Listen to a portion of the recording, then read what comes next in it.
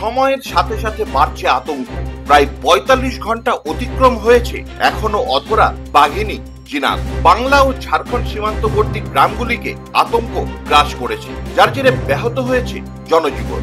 মানুষের দৈনন্দিন জীবনে তার প্রভাব পড়তে শুরু করেছে। গ্রামের মানুষকে সতর্ক করছে বন দপ্তর। ঝাড়গ্রামের বেলপাহাড়ি চিরাকুটিতে শনিবারের সাপ্তাহিক হাটে পড়ল আতঙ্কের প্রভাব।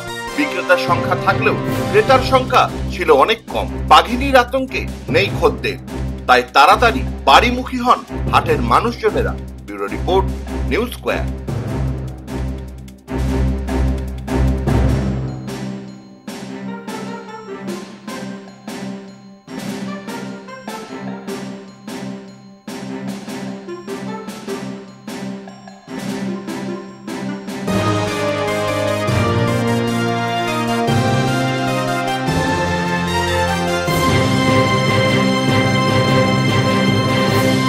কি নাম আপনার?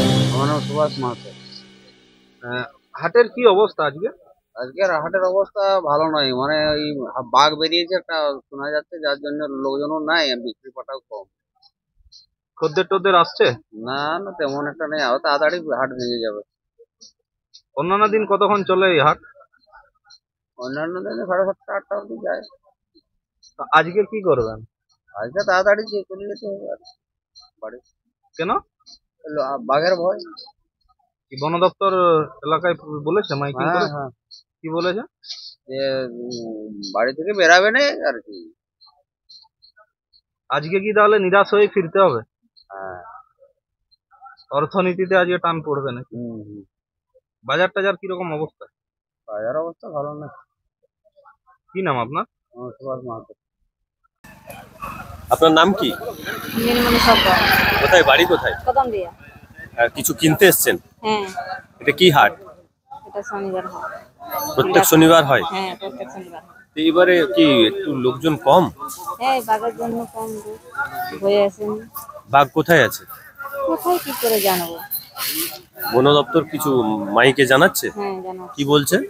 বাঘ বেরিয়েছে, জঙ্গলে যাবে না। আপনারা জঙ্গলে, এখানকার ম্যাক্সিমাম মানুষই তো জঙ্গলে যায় গবাদি পশু, গরু ছাগল নিয়ে, এবং নিজেরাও যায়। হ্যাঁ, তা এখন কি যাচ্ছে না? যায়, তো জঙ্গলে যায়নি এখন, মাঠে মাঠে চড়াচ্ছি গরু ছাগল। আর রাত্রিবেলায় তাহলে সব ঘরে ঢুকিয়ে দিচ্ছে? হ্যাঁ,